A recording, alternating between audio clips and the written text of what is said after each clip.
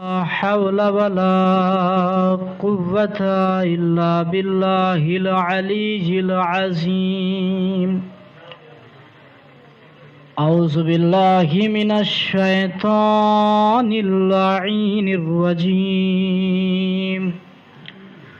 بسم الله الرحمن الرحيم. الحمد لله الذي هدانا لهذا وما كنا لنهتدي لولا أن هدانا الله. لقد جاءت رسل ربنا بالحق. الصلاة والسلام مولانا ومولى الثقلين جد الحسن والحسين بالقاسم محمد.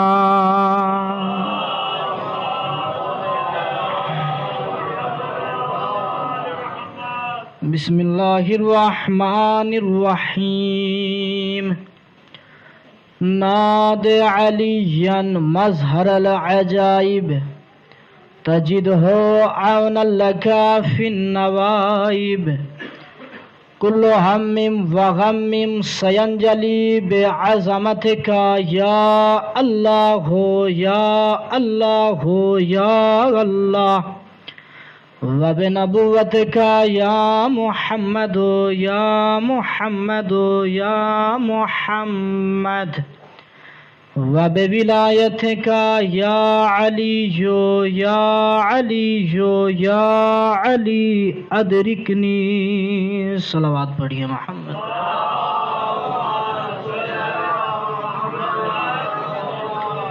بسم اللہ الرحمن الرحیم. کل نفس ذائقۃ الموت. صلوات پڑھیے محمد و آل محمد.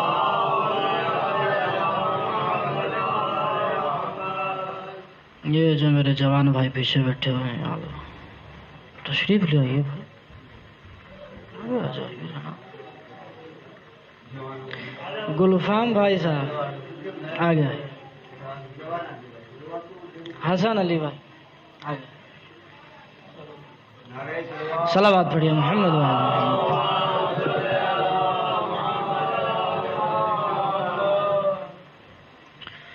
حضرات، کرم ہے چہردہ معصومین علیہم السلام کا، اور خصوصی صدقہ ہے شہزادی کونین صدیقہ طاہرہ عذرا بطول حورہ انسیہ، یعنی جناب فاطمہ زہرا سلام اللہ علیہا.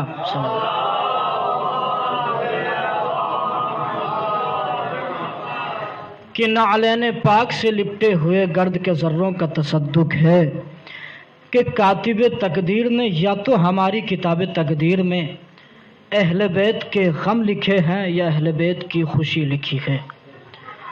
اور عزیزان گرامی، یہ معبود رب العزت کا احسان عظیم ہے کہ اس نے ہمیں شیعہ گھرانے میں پیدا کیا. اور عزیزان گرامی، معبود رب العزت کا یہ بھی احسان عظیم ہے کہ ہمیں اس نے اتنی طاقت بخشی کہ جب ہمارے ہاتھوں میں اتنی طاقت نہیں تھی کہ ہم ایک تنکا اٹھا سکیں، لیکن پروردگار عالم نے ہم جیسے گناہگار انسانوں کو اتنی طاقت بخشی کہ آج یہی انسان پرچم عباس اٹھا رہا ہے. اور عزیزان گرامی، یہ وہ احسانات عظیم ہیں کہ اگر جناب عمر نوح میسر ہو جائے تو زندگی ختم ہو جائے گی، لیکن حق کے شکر ادا نہیں کر سکتے. اور عزیزان گرامی، پروردگار عالم نے ہم جیسے گناہگار بندوں کو امام ہمارے بنائے ہیں. اور عزیزان گرامی، یہی وجہ ہے کہ ہماری قوم نہ کل گمراہ ہوئی تھی، نہ آج گمراہ ہوئی ہے، نہ قیامت تک گمراہ ہوگی. اب عزیزان گرامی، گمراہ ہونا دو باتیں ہمیں گمراہ کرتی ہیں. یا تو انسان کو بے پناہ خوشی مل جائے تب انسان گمراہ ہوتا ہے، یا انسان کو غیر معمولی سا غم مل جائے تب انسان گمراہ ہو جاتا ہے۔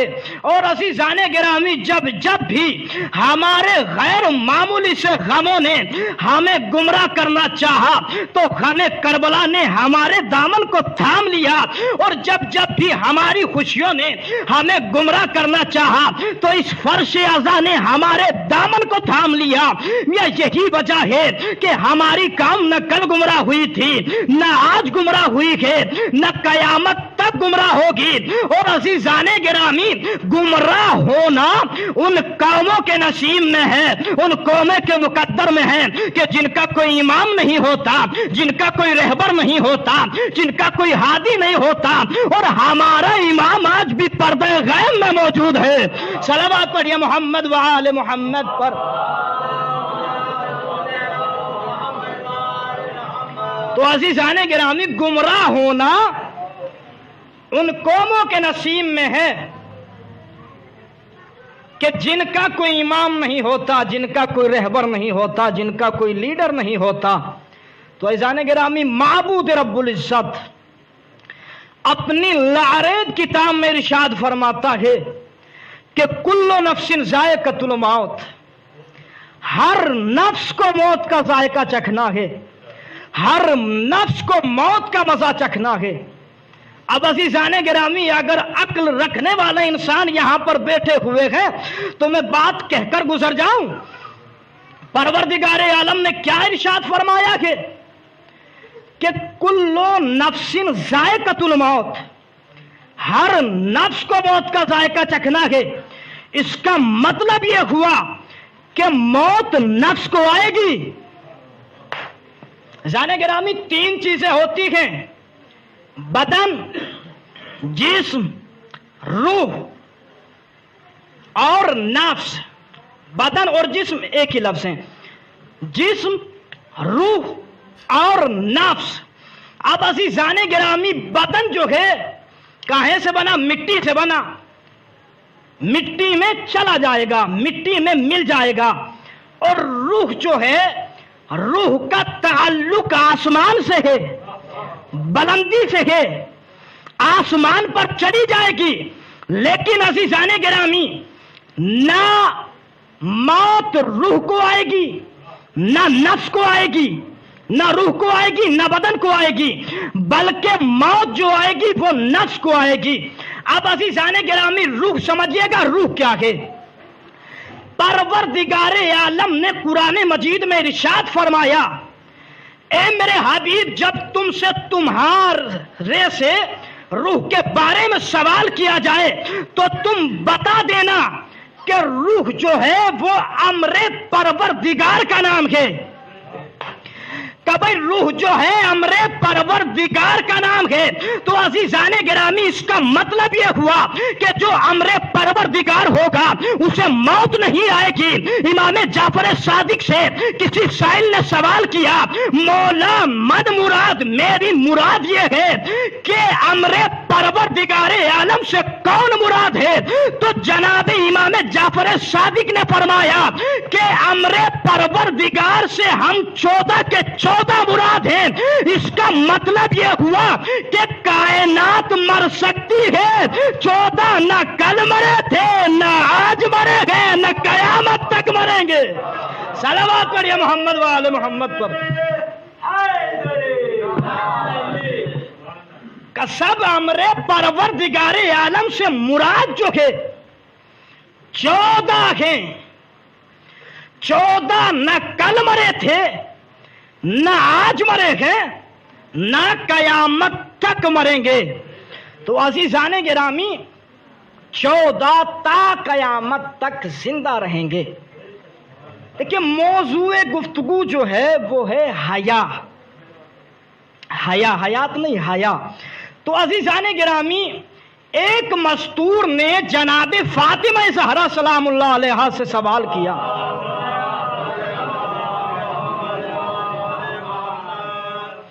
شہزادی موت اور حیات کیا ہوتی ہے؟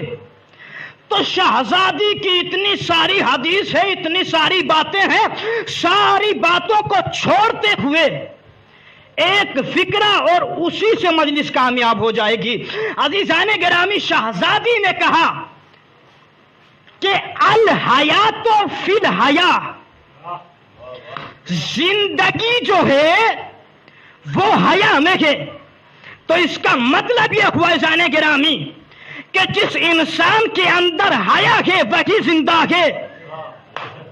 بھائی جس انسان کے اندر حیا نہیں وہ زندہ نہیں ہے، کیونکہ میں نے ارشاد نہیں فرمایا بلکہ شہزادی نے بتایا ہے کہ الحیات فی الحیا، کہ جس انسان کے اندر حیا ہے وہ ہی جو ہے زندہ ہے۔ تو عزیزان گرامی، کوئی دلیل ہو کہ میاں جس انسان کے اندر حیا ہے وہی زندہ ہے اور جس انسان کے اندر حیا نہیں ہے وہ مردہ ہے، دلیل سنیے گا میاں۔ اس سے بڑی دلیل کیا لوگے کہ حسین علیہ السلام کا سر نوک نیزہ کی بلندی پر تلاوت قرآن کر کے بتا رہا تھا کہ جو با حیا ہے وہ زندہ ہے، اور یزید چپ ہو کے بتا رہا تھا کہ جو بے حیا ہے وہ مردہ ہے۔ صلوات پڑھیے محمد و آل محمد پر۔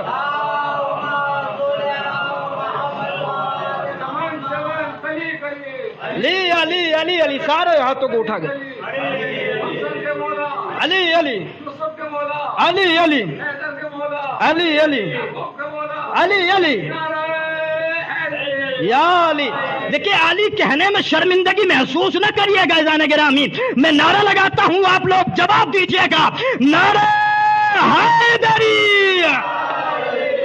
تو عزیزان گرامی، اس کا مطلب یہ ہوا کہ سر حسین نوک نیزہ پر تلاوت قرآن کر کے بتا رہا تھا کہ جو با حیا ہے وہ زندہ ہے۔ یزید چپ ہو کر بتا رہا تھا کہ جو بے حیا ہے وہ مردہ ہے۔ تو عزیزان گرامی، جس انسان کے اندر حیا ہے بس وہی زندہ ہے۔ اگر آپ کو دیکھنا ہو کہ کون زندہ ہے کون مردہ ہے تو انسان کو دیکھ لیجئے گا کہ اس انسان کے اندر حیا ہے کہ نہیں ہے۔ اگر حیا نہیں ہے تو وہ انسان زندہ نہیں ہو سکتا بلکہ پھرتی ہوئی لاش ہوگی۔ تو عزیزان گرامی، جس انسان کے اندر حیا ہے وہی انسان ہے، کیونکہ شہزادی نے فرمایا کہ الحیات فی الحیا، کہ زندگی جو ہے وہ حیا میں ہے۔ اور عزیزان گرامی، پڑھے لکھے افراد میرے سامنے بیٹھے ہوئے ہیں، حیا جو ہے یہ صرف اکیلا لفظ استعمال نہیں ہوتا کہ میاں حیا، بلکہ حیا جو ہوتا ہے اس سے پہلے ایک لفظ اور ہوتا ہے۔ کیا ہوتا ہے؟ شرم و حیا۔ کبھی شرم و حیا، اس کا مطلب یہ ہوا کہ شرم کے بعد والے مرحلے کو حیا کہتے ہیں۔ شرم کے بعد والے مرحلے کو حیا کہتے ہیں۔ تو عزیزان گرامی، جس انسان کے اندر شرم ہوگی اس انسان کے اندر حیا ہوگی، جس انسان کے اندر شرم نہیں اس انسان کے اندر حیا نہیں۔ 8ویں امام سے صلوات پڑھی محمد و آل محمد پر۔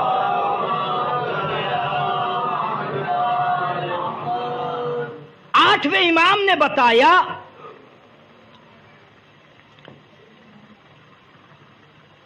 کہ پروردگار عالم نے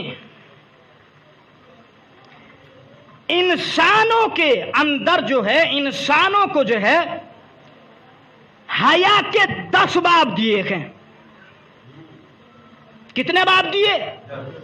10 باب دیے، جس میں 9 اسباب جو ہیں، 9 باب جو ہیں وہ عورتوں پر ہیں اور 1 باب جو ہے وہ مردوں پر ہے۔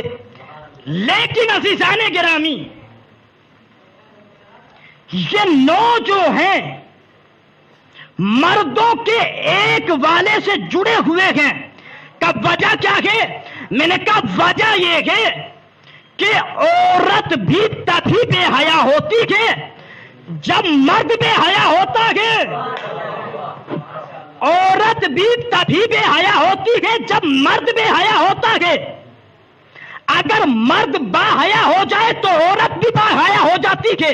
لیکن عزیزان گرامی ہمارا معاشرہ ایسا آ گیا ہے کہ پروردگار عالم نے جس پر 9 چیزیں واجب بتائی ہیں، 9 چیزیں بتائی ہیں حیا کی، تو اس میں جو ہے 0 پائی جا رہی ہے، تھوڑی سی بھی حیا نہیں ہے.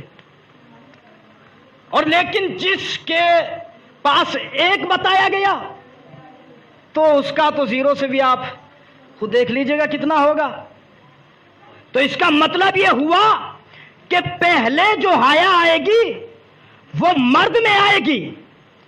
اگر حیا مرد میں نہیں ہے تو عورت میں بھی حیا نہیں ہے. تو عزیزان گرامی سب سے پہلے اپنے گھر کے انسان کو سدھارا جائے گا. اگر ہمارے گھر کا مرد صحیح ہے تو ہمارے گھر کی عورتیں بھی صحیح ہوں گی. اگر ہمارے گھر کا مرد حیادار ہے تو ہمارے گھر کی عورتیں بھی با حیا ہوں گی. اور عزیزان گرامی اگر مرد با حیا ہوگا اور عورت بے حیا ہوگی تو یا تو وہ اس عورت کو طلاق دے دے گا یا اس عورت کو سدھار دے گا اگر با حیا ہوگا. اور عزیزان گرامی اگر مرد با حیا ہوگا تو علی جیسے امام کو بھی بتا کر جائے گا کہ اگر کوئی عورت حیا کی چادر کو پھاڑ کر جنگ جمل میں آ جائے تو طلاق دینے کا حق ہے. صلوات پڑھیے محمد و آل محمد پر.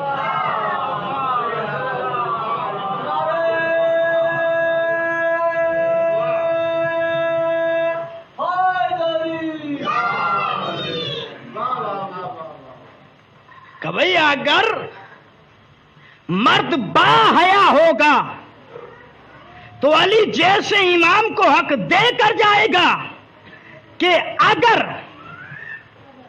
کوئی حیا کی چادر کو پھاڑ کر جنگ جمل میں آ جائے تو طلاق دینے کا حق ہے. تو عزیزان گرامی امام جعفر صادق علیہ السلام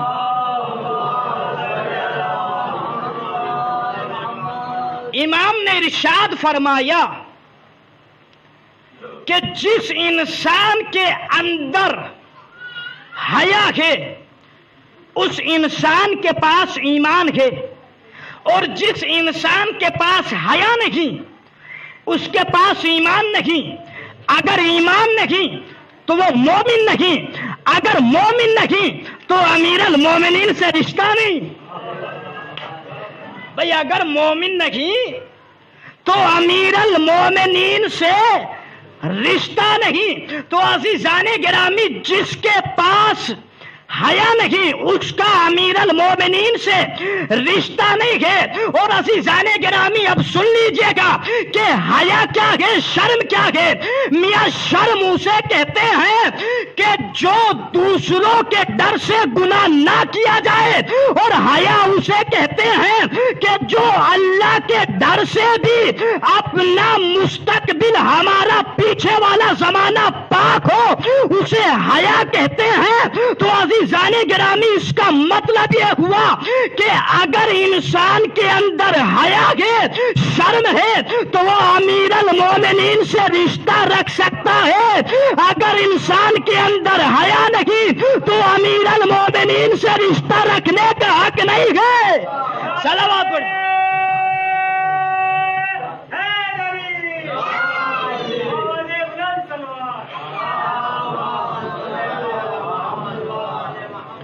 تو عزیزان گرامی امیر المومنین سے بھی رشتہ تبھی قائم کرے گا جب انسان کے اندر حیا ہوگی.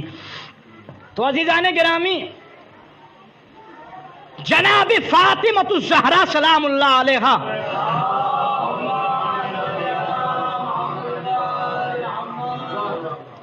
سے ایک مزدور نے سوال کیا، شہزادی عورتوں کے لیے سب سے بہترین زیور کون سا ہے؟ شہزادی نے کیا کہا کہ عورتوں کے لیے سب سے بہترین جو زیور ہے اسے حیا کہتے ہیں۔ بھائی شہزادی سونا بھی بتا سکتی تھی، چاندی بھی بتا سکتی تھی، لیکن نبی کی شریعت ساز بیٹی نے اسلام کو دیکھتے ہوئے، اسلام پر عمل کرتے ہوئے لوگوں کو بتایا کہ اس دنیا میں امیر بھی رہتا ہے، غریب بھی رہتا ہے۔ امیر تو جو ہے یہ دولت، یہ زیور اپنی بیٹی کو دے سکتا ہے اگر سونے کا کہہ دیتی، اگر چاندی کا کہہ دیتی، لیکن غریب طبقہ جو ہے وہ کیا کرتا؟ تو جناب فاطمہ الزہرا سلام اللہ علیہا نے سب انسانوں کے بارے میں سوچ کر بتایا کہ عورت کا سب سے بہترین جو زیور ہے وہ ہے حیا۔ اب عزیزان گرامی، سب سے بہترین کیا بتایا؟ حیا۔ میں شہزادی سے کہوں گا، شہزادی اگر آپ سونا کہہ دیتی، چاندی کہہ دیتی، تو امیر طبقے والے جو ہیں اپنی بیٹی کو دے دیتے، لیکن غریب لوگ جو ہیں اس میں نہیں دے پاتے، تو شہزادی کہیں گی کہ میں نے ایسا زیور بتا دیا ہے کہ جو اپنی بیٹی کو امیر بھی دے سکتا ہے، غریب بھی دے سکتا ہے۔ اور عزیزان گرامی، شہزادی نے ہمیں اتنا بھی بتایا کہ اگر ہم سونا بتا دیتی تو اس میں جو ہے ایک معاملہ اور ہوتا۔ کہ بھئی معاملہ کیا ہوتا؟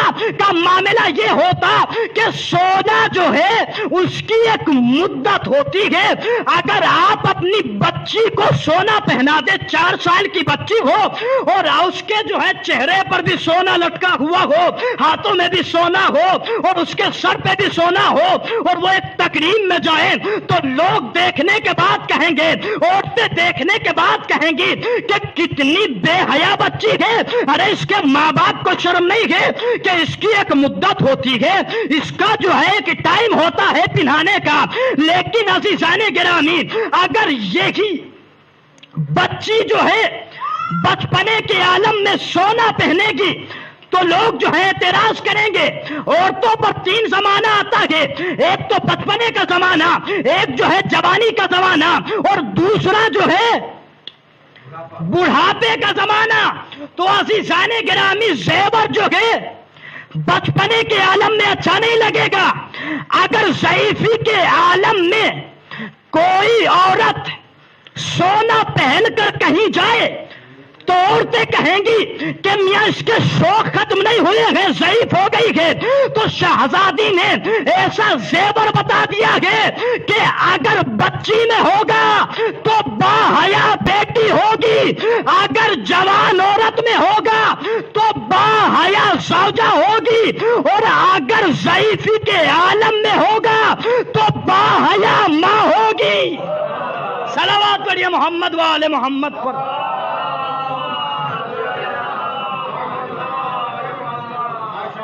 تو عزیزان گرامی، شہزادی نے آگے اور پیچھے کی باتوں کو سوچنے کے بعد کہا کہ عورتوں کے لیے سب سے بہترین جو زیور ہے وہ ہے حیا۔ اور عزیزان گرامی، حیا دینے کے لیے کسی کا امیر ہونا ضروری نہیں ہے، کسی کا غریب ہونا بھی ضروری نہیں ہے، بلکہ حیا دار باپ ہونا ضروری ہے۔ یہ دولت، یہ زیور وہی انسان اپنی بیٹی کو دے سکتا ہے جس کے پاس حیا ہوگی، لیکن جس کے پاس حیا نہیں وہ تو دے ہی نہیں سکتا عزیزان گرامی۔ اور عزیزان گرامی، اگر سب سے زیادہ حیا ملے گی آپ کو دنیا میں تو اہل بیت کے گھرانے میں ملے گی. با حیا بچیاں ہیں، با حیا بیبیاں ہیں، اور عزیزان گرامی با حیا کنیزیں بھی ہیں. جناب فضا، عزیزان گرامی جناب فضا جو ہے یہ ملکہ تھیں، تخت و تاج تھا، شہرت تھی، عزت تھی، سب کچھ تھا. میں شہزادی فضا سے کہوں گا، شہزادی فضا، ہر انسان جو ہے پرموشن چاہتا ہے، ہر انسان جو ہے بلندی چاہتا ہے، ہر انسان جو ہے معیار چاہتا ہے، ہر انسان چاہتا ہے کہ میں چھوٹا ہوں بلند ہو جاؤں، ہر انسان چاہتا ہے کہ میں پست ہوں میں بلند ہو جاؤں. لیکن شہزادی آپ کا الگ ہی مزاج نکلا. میاں آپ نے تخت و تاج کو ٹھوکر مارنے کے بعد آپ اس گھر میں آ گئی. ارے جس میں فاقے پڑتے ہیں تو شہزادی فضا کہیں گی کہ یہ نہ دیکھو کہ میں نے کھویا کیا ہے، بلکہ یہ دیکھو میں نے پایا کیا ہے. صلوات پڑھیے محمد وآل محمد پر.